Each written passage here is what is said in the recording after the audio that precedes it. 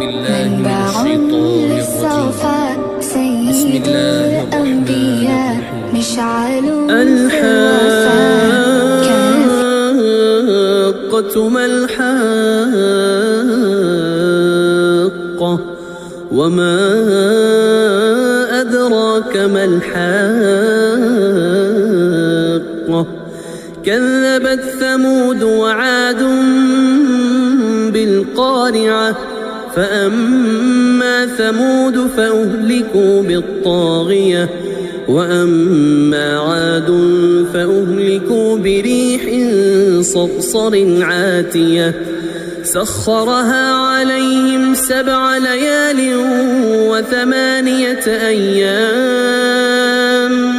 حسوما فترى القوم فيها صرعا كأنهم